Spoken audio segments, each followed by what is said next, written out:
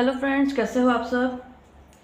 आज हम डिस्कस करेंगे हमारे डाइजेस्टिव सिस्टम के बारे में। अब आप सोच रहे होंगे ये कौन सा नया सिस्टम आ गया। तो ये वो सिस्टम है जिसके द्वारा जो हम खाना खाते हैं वो खाना हमारे मुंह में जब हम डालते हैं तो उसको चबाते हैं, है ना, उसको गले से अंदर लेते हैं। तो उसके गले से अंदर जाने के बाद उसके साथ क्या क्या प्रोसेस होता है और उस प्रोसेस में कौन सा सिस्टम काम करता है उसके बारे में आज हम पूरा डिस्कस करेंगे। ठीक है, तो उसमें सबसे पहले देखते हैं फूड। अब देखिए, इसके लिए हमने क्लास 5 की मिच्योर की बुक ली है, ठीक है, जो कि सीबीएसई बोर्ड की है। तो अब हम स्टार्ट करते हैं। सबसे पहले देखते हैं food. Plants and animals both provide us with food. Plant provide us with food such as fruits, vegetables, cereals and pulses. Animals also to produce foods such as milk and milk product, meat, fish and egg and honey. Plants और animals जो होते हैं वो दोनों ही हमें food provide करते हैं। ठीक है, प्लांट से हमें कौन कौन सा फूड मिलता है? हमको मिलता है फ्रूट्स मिलते हैं, वेजिटेबल्स मिलते हैं, अनाज मिलते हैं, दालें मिलती हैं। और एनिमल से हमको कौन कौन से फूड प्रोडक्ट्स मिलते हैं? दूध मिलता है, दूध के प्रोडक्ट्स मिलते हैं जैसे पनीर, दही, घी, ये सब। मीट मिलता है, फिश, एग और शहद, हनी। ठीक है, अब इन सब के बाद हम देखते हैं कि इंटरनल ऑर्गन्स किसे कहते हैं। इंटरनल का मतलब होता है आंतरिक, मतलब ऐसे ऑर्गन्स जो हमको दिखाई नहीं देते बाहर से, वो हमारे शरीर के अंदर होते हैं। We know that we have different sense organs in our body like tongues, ear, nose, skin and eye. अब जैसे कि आप सब जानते ही होंगे, पहले भी पढ़ा होगा आपने कि हमारे सेंस ऑर्गन्स कौन कौन से होते हैं। तो हमारी जीभ, कान, नाक, स्किन और आईज, ये हमारे सेंस ऑर्गन्स हैं।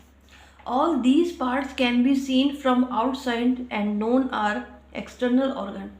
ये सब जो हमारे पार्ट्स हैं वो हमारे शरीर के बाहर होते हैं, तो हमको बाहर से दिखाई दे जाते हैं, है ना। तो हम इसको क्या बोलते हैं? एक्सटर्नल ऑर्गन, बाह्य अंग।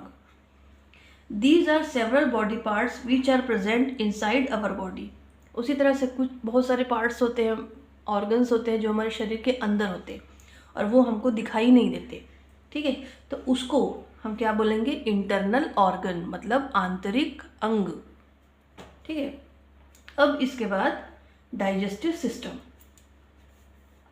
Our body is very complex system. It works like a machine with the help of various organ present in it. हमारी बॉडी जो है एक मशीन की तरह है। आपने देखा होगा ना, जैसे कोई मशीन होती है वो कई तरह के पार्ट्स से मिलकर बनी होती है। ठीक है, अब जैसे अपनी साइकिल को देख लो। साइकिल कितने चीज़ों से, पार्ट से मिलकर बनती है। उसमें टायर होता है, हैंडल होता है, सीट होता है, उसकी रिंग होती है, घंटी होती है और मड गार्ड होता है ना। कितनी सारी चीज़ों से मिलके जब उसको कंबाइन करते हैं तो एक पूरा सिस्टम बनता है जिसको कि हम साइकिल बोलते हैं। ओके, ठीक उसी तरह से हमारी बॉडी भी होती है, वो भी कई तरह के पार्ट्स से मिलके बनती है। ठीक है, और ये जो पार्ट्स होते हैं वो अलग अलग सिस्टम बनाते हैं। तो उन्हीं में से एक होता है डाइजेस्टिव सिस्टम। ये डाइजेस्टिव सिस्टम का काम ये है कि वो हम जो भी खाना खा रहे हैं, जो भी फूड हमारे अंदर जा रहा है, उसको डाइजेस्ट करना है, मतलब उसको कॉम्प्लेक्स फॉर्म से ईजीएस्ट फॉर्म, सिंपल फॉर्म में बनाना है, प्रोड्यूस करना है। The digestive system, the mouth, food pipe, stomach and intestine are different organs that make up the digestive system. अब ये डाइजेस्टिव सिस्टम कौन कौन से ऑर्गन से मिलके बनता है? तो वो हमारा मुंह, mouth, food pipe, stomach and intestine.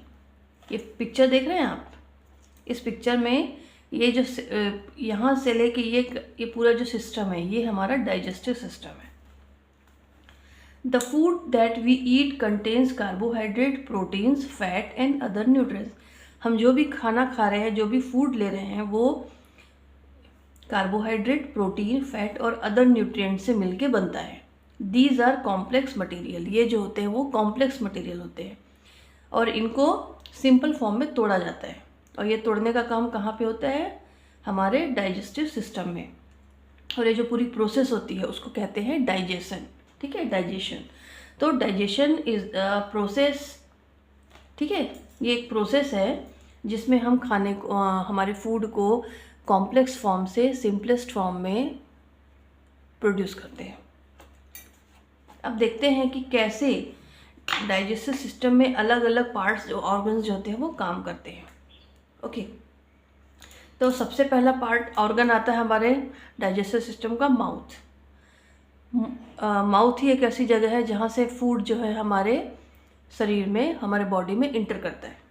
Digestion of food begins when the food is inside our mouth. जब खाना हमारे मुंह में जाता है उसी समय से हमारा डाइजेशन स्टार्ट हो जाता है। The teeth helps in breaking the food into smaller pieces. हमारे जो दांत होते हैं, हमारे जो टीथ होते हैं, वो फूड को छोटे छोटे पीसेस में ब्रेक कर देते हैं। हमको चबाते हैं ना खाना, तो छोटा छोटा हो जाता है एंड उसको हम चबाते हैं। अब वहाँ पे हमारे माउथ में सलाइवा प्रोड्यूस होता है जो कि उस फूड में मिक्स हो जाता है, तो फूड क्या होता है, वो सॉफ्ट हो जाता है। It is important to chew the food properly for proper digestion. हमारे फूड का सॉफ्ट होना बहुत ज़रूरी है डाइजेशन के लिए, ठीक है, वरना वो गले से नीचे उतरने में से बहुत प्रॉब्लम होगा। अब उसके बाद स्टमक। स्टमक क्या होता है? The food goes into the food pipe and enter the stomach. जब खाना हमारे मुंह में जाके सॉफ्ट हो गया तो वो हमारे गले से नीचे उतरता है फूड पाइप के थ्रू। अब वो फूड पाइप से होता हुआ कहाँ जाएगा? हमारे स्टमक में। The stomach is a muscular bag like organ in which food can be stored for a few hours. Stomach क्या होता है? एक मस्कुलर बैग जैसा होता है, ठीक है, एक ऑर्गन है जिसके अंदर खाना जो रहता है वो कुछ घंटों के लिए स्टोर रहता है। हमारे मुंह से खाना अंदर आया बॉडी में और फूड पाइप से होता हुआ जाके स्टमक में थोड़ा कुछ घंटों के लिए स्टोर हो जाता है। फिर क्या होता है उसके साथ? During this time the food mix with a digestive juice secreted by the walls of the stomach. उस दौरान क्या होता है कि फूड में तरह तरह के डाइजेस्टिव जूसेस जो होते हैं वो मिक्स होते रहते हैं। और वो जूसेस कहाँ से आते हैं? जो स्टमक की जो वॉल होती है ना, उसमें छोटे छोटे स्ट्रक्चर होते हैं, ठीक है, उसी से वो डाइजेस्टिव जूसेस जो होते हैं वो सीक्रेट होते रहते हैं। वहाँ पे क्या होता है? The food is partially digestive. Food जो होता है वो थोड़ा थोड़ा वहीं पर डाइजेस्ट हो जाता है। अब उसके बाद स्मॉल इंटेस्टाइन, छोटी आंत, ठीक है, हमारी दो आंतें होती है, छोटी आंत और बड़ी आंत। तो सबसे पहले खाना स्टमक से होने के बाद स्मॉल इंटेस्टाइन में जाएगा। The food is passed into a long coiled structure called small intestine from the stomach. ठीक है, अभी पिक्चर देखिए, ये जो आपको लाइंस दिख रही ना, ये हमारा स्टमक है, यहाँ से ये पूरा जुड़ा हुआ है। तो ये जो है हमारा वो स्मॉल इंटेस्टाइन है। स्टमक से होता हुआ खाना अब इंटेस्टाइन में जाएगा। और ये जो स्मॉल इंटेस्टाइन होती है वो एक क्वाइड की तरह एक स्ट्रक्चर है जो लंबी होती है, ठीक है। The liver and the pancreas produce some more digestive juices. हमारा जो लीवर और जो पेंक्रियाज होता है वो कुछ और डाइजेस्टिव जूसेस बनाता है और इस खाने में वो स्मॉल इंटेस्टाइन के अंदर डाल देता है। These juice that get mixed with the food which get completely digested in a small intestine। ठीक है, ये जो जूस होते हैं वो हमारे खाने को completely डाइजेस्ट कर देते हैं स्मॉल इंटेस्टाइन के अंदर, ठीक है। The wall of the small intestine absorbs the digestive food and passes the nutrients to the wall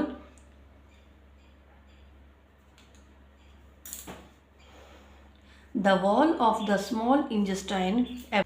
The wall of the small intestine absorbs the digested food and passes the nutrients to the blood।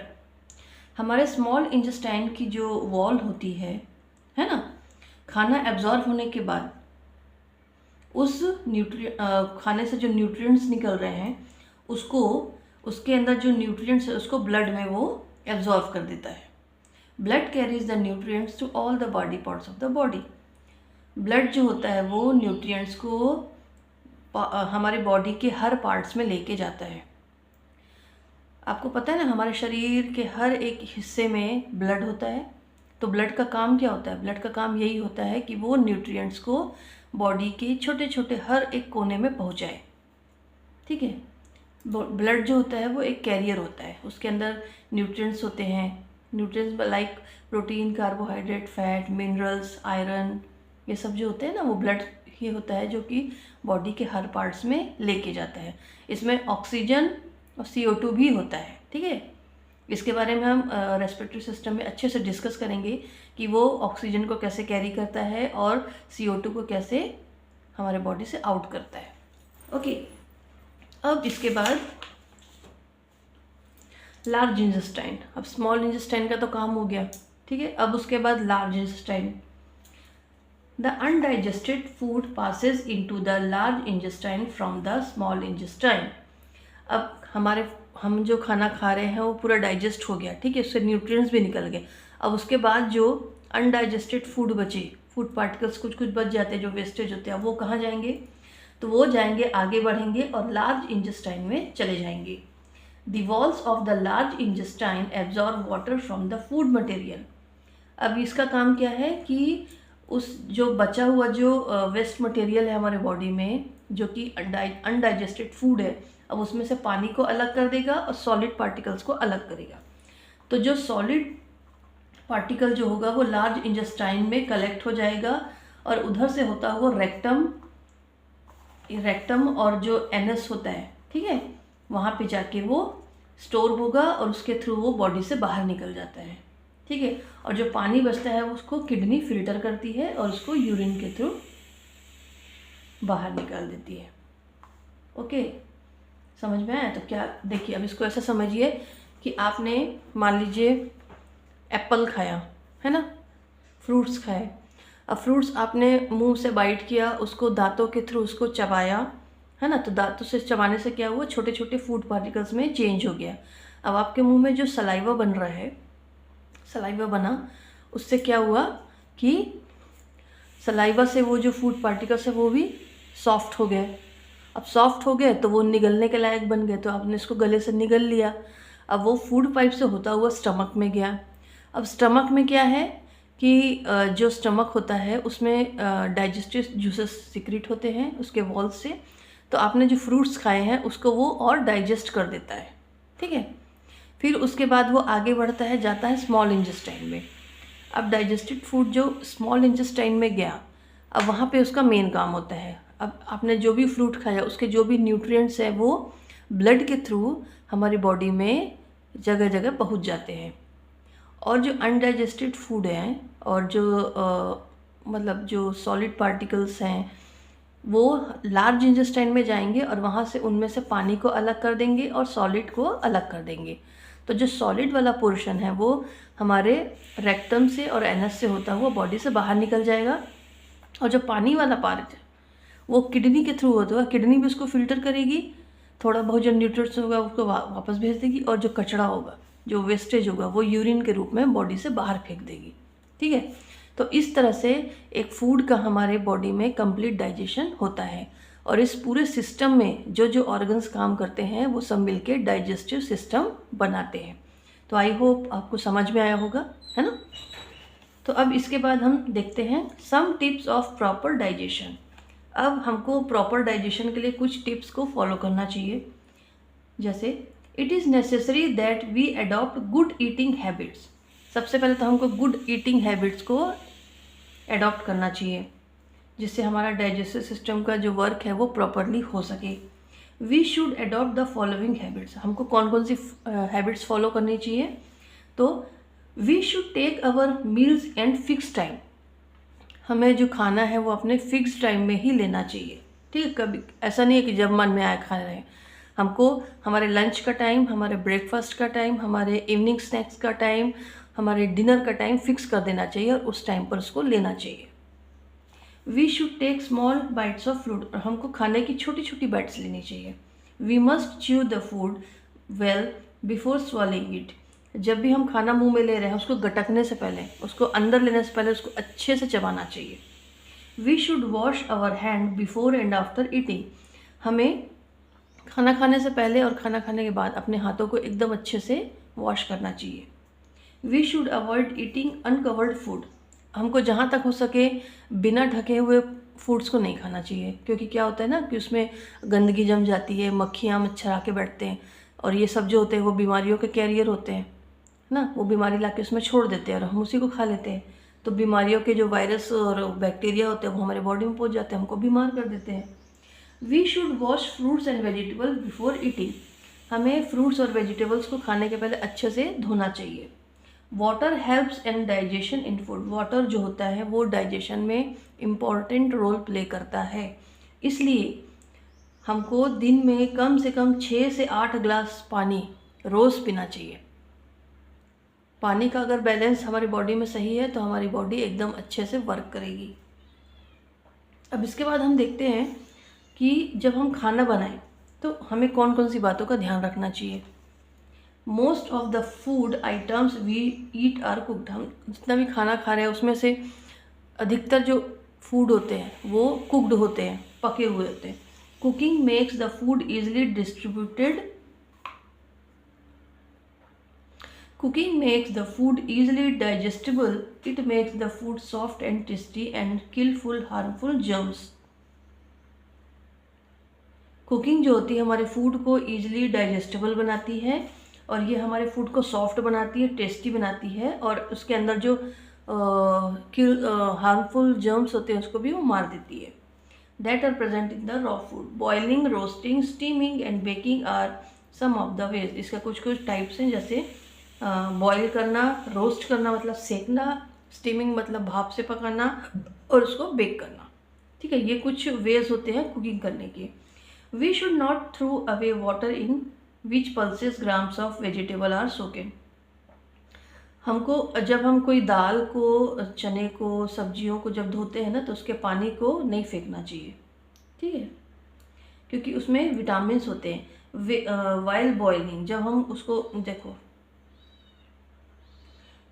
we should not throw away water in which grams pulses of vegetables are soaked. It contains vitamins while boiling.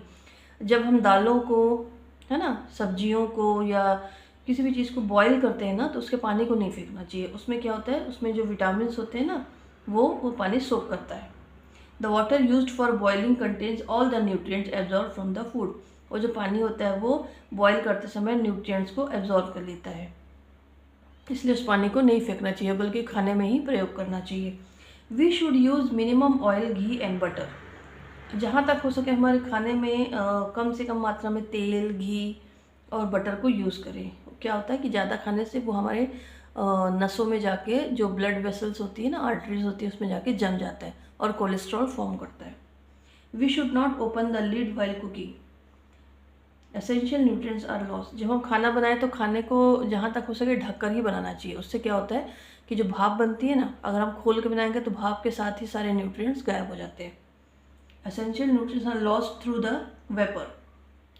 अब उसके बाद हम जो खाना बना रहे हैं अगर उसको कुछ समय तक रखना है तो प्रिजर्विंग करना पड़ेगा। तो उसके लिए क्या क्या होता है, sometimes food gets spoiled due to many reason. कई बार क्या होता है, खाना किसी कारण से ख़राब हो जाता है, जैसे insect, microbes, moisture and dust, ये सब रीजंस हैं। Something we want to store cooked and uncooked food. तो हमको कुक्ड फूड को और अनकुक्ड फूड को स्टोर करके रखना पड़ता है। Order to use it later, ताकि हम उसको बाद में यूज़ कर सकें। Before storing it we process it so that it does not get spoiled. अगर हम स्टोर करने के पहले कुछ प्रोसेस को फॉलो करें तो वो ख़राब नहीं होंगे। ये कौन कौन से मेथड हैं, जैसे bye storing food at low temperature और रेफ्रिजरेटर। कुछ फूड होते हैं जिसको हम लो टेम्परेचर पर रखते हैं या फिर फ्रिज में डाल के रखते हैं। Bye storing food in air tight container, कुछ चीज़ों को हम एयर टाइट कंटेनर में रखते हैं। बाय सॉल्टिंग इट, कुछ में नमक डाल के रखते हैं, जैसे कि जो अचार बनाते हैं उसमें नमक डाला जाता है ताकि वो ख़राब ना हो, उसमें फंगस नहीं लगता। बाय बॉइलिंग, कुछ चीज़ों को हम बॉयल करके भी स्टोर करके रखते हैं। By keeping it in sugar syrup, कुछ चीज़ों को हम शुगर सिरप में डाल के रखते हैं। बाय कीपिंग इट विनेगर, और बाय डिहाइड्रेशन, कुछ चीज़ों को हम विनेगर में डाल के रखते हैं और कुछ चीज़ें होती हैं जिसको हम धूप में सुखा के स्टोर करके रख लेते हैं। जैसे कुछ पत्तियाँ होती हैं, पुदीने की पत्तियाँ होती हैं, उसको धूप में सुखा के उसको मॉइस्चर निकाल लेते हैं और उसको स्टोर करके हम उसको साल भर यूज़ कर सकते हैं। तो फ्रेंड्स, ये था आज का टॉपिक। आई होप आपको समझ में आया होगा और उसको अच्छे से समझेंगे, ठीक है। तो अब हम अगले वीडियो में मिलेंगे और हमारा जो अगला टॉपिक होगा वो होगा रेस्पिरेटरी सिस्टम। अभी हम यही सीरीज़ चलाएंगे, इसमें हम सारे बॉडी के सारे सिस्टम्स के बारे में समझेंगे। तो तब तक के लिए नमस्कार और अच्छे से पढ़ाई कीजिए। ठीक है, बाय।